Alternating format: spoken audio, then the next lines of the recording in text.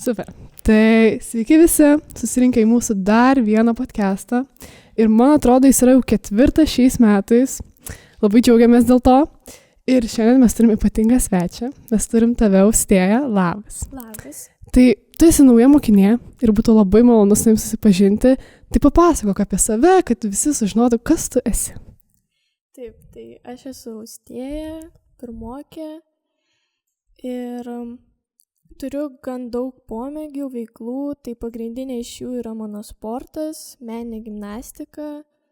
Taip pat esu baigusi muzikos mokyklą, fortepijono specialybėje ir galiu pridurti, kad esu pripažinta 2023 metų kaip trakų metų sportininkė. Ir taip pat turiu pomėgių kaip piešimas, kartais rašau eilėraščius ir jo. Tai iš tikrųjų labai užkibau ant to, kad tu lankai meninę gimnastiką. Tai iš vis kas tai yra, kuo tai skiriasi nuo paprastos gimnastikos ir šiaip, kaip pradėjai tokį įdomų dalyką daryti? Tai meninė gimnastika tai yra sporto šaka.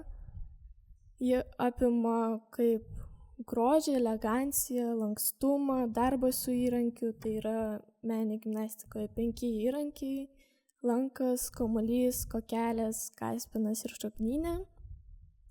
Tai jis skiriasi, tarkim, nuo sportinės gimnastikos. Tai sportinė gimnastika labiau, kur yra, nėra darbo su įrankiais įvairiais, tiesiog šiek tiek kitoks darbas.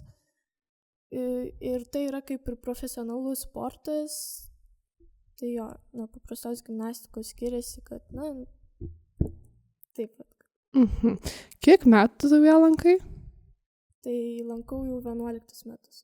Oho, čia pusę savo gyvenimo. Jo, tai mano kelias prasidėjo taip, kad 5 metų mane mama su sese nuvedė į sportinę gimnastiką. Ten treneriai pamatė, kad esu labai lanksti ir pasiūlė mane nuvesti į meninę gimnastiką. Tai nuo 6 2 metus lankiau neprofesionaliai dėl savęs, o 8 mane pamatė trenerė, kuri čia atvažiavo gyventi iš Baltarusijos ir iki šiol mane treniruoja. Labai smagu. O kas tave motyvuoja tiek metų būti vienoje šakoje? Kaip? Tai turbūt motyvuoja ta mintis, kiek aš jau daug esu padariusi, kad tai man labai patinka. Jo, gal tas supratimas, kad esu kažkam pavyzdys, tarkim, mažom mergaitėm, kurios žiūri mane, sako, vau, kaip gražu. Ir taip pat mane motyvuoja ir šeima, nepasiduoti, eiti toliau, treniruotis. O turėjai mintį kažkada mesti gal šitą dalyką? Galbūt būdavo, kai tas sunkus periodas, kai gal traumos būdavo, bet tikrai pamotyvuoja ir reikia gal šiek tiek pailsėti ir šeima, mama, sesė toliau motyvuoja to nemesti. Labai gražu, bet aš manau, kad vis tiek tai kelia tam tikrą stresą varžybų metu ar šiaip per treniruotės svarbės. Kaip tu tvarkaisi su tuo stresu? Tai turbūt padeda kvėpavimas, ramiai, aišku, viskas eina nuo galvos. Tai mintis tikrai ir, kaip ir sakiau, tas dalykas, kiek jau yra praeita, kiek yra treniruotasi. Ir dažnai prieš pasirodymą savo sakau, kad čia tiesiog treniruotė, einu, padarau tik aš ir įrankis ir viskas ramiai. O su kokiais iššūkiais dažniausiai susiduri treniruočių metu galbūt arba varžybose netgi? Tai turbūt traumos, nes labai lengva gauti traumą šiame sporte ir dėl lankstumo, šuolių, įvairių kitokių priežasčių. Tai tikrai didelis krūvis, nes daug treniruočių ir jos gana ilgos, po 3-4 valandas. Oho. Jo, ir turbūt dar tas derinimasis meninės gimnastikos su mokslų, nes, kaip ir sakiau, treniruotės gana ilgos, o dar priderinti mokslą, dar kai lankiau muzikos mokyklą, tai čia dar sunkiau buvo, nes dar reikia ir pamokas pasiruošti, ir fortepijoną, namų darbai. Taip.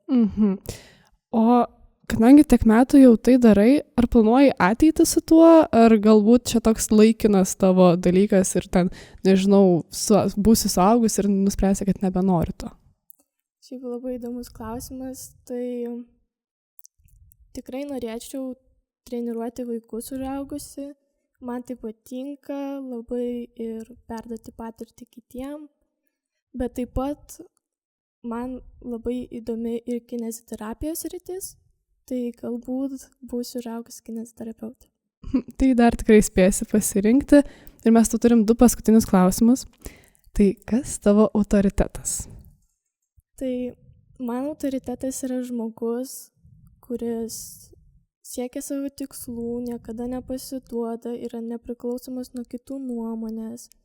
Ir turbūt, kai pagalvoju apie šį klausimą, tai turbūt tai būtų mano mama, kuri labai daug daro dėl manęs, stengiasi ir šiaip, manau, pavyzdingas žmogus. Sesė, kuri yra tikrai mane palaiko, išklauso, pakritikuoja, irgi yra sportininkė, šaulė. O iš sporto pusės tai turbūt tai būtų Fausta Šostakaitė. Šiuo metu geriausia Lietuvos gimnastė, tai mane stebina jos atsidavimas, atkaklumas ir meilė sportui. Labai gražu. Ir tada paskutinis klausimas. Ar turi savo svajonę? Tai norėčiau pridurti, kad kai buvau maža, tai labai svajojau atsidurti čia, kaip duoti kam nors interviu. Tai labai smagu, kad ši svajonė po kiek laiko išsipildė. O dabar ne tai, kad turiu svajonę, turbūt labiau tikslus savo, tai ir sporte, ir moksle. Prieš mokslą tikrai buvo svajonė, kad viskas būtų čia gerai, kad su mokytojais viskas gerai, kad susirašiau draugų. Tai aš manau, kad viskas tikrai bus gerai ir kad tavo svajonės išsipildys. Ir mes tam labai netikėtai susipažinom ir aš tau esu labai dėkinga, kad tu atėjai čia, nes aš tave pamačiau ir galvoju, ne, tiesiog tu turi ką papasakot ir tikrai turi, aš tiesiog labai laiminga esu. Ir viskas, ramu. Tai ačiū labai žiūrovams, kurie klausė mūsų ir jeigu norėsit ateiti pas mus ir pakalbėti kaip austėja, drąsiai kreipkitės ir galbūt kitam podcast'e sėdėsit jūs čia. Ačiū labai ir viso. Ačiū austėja. O jo šaunalės ir viskas.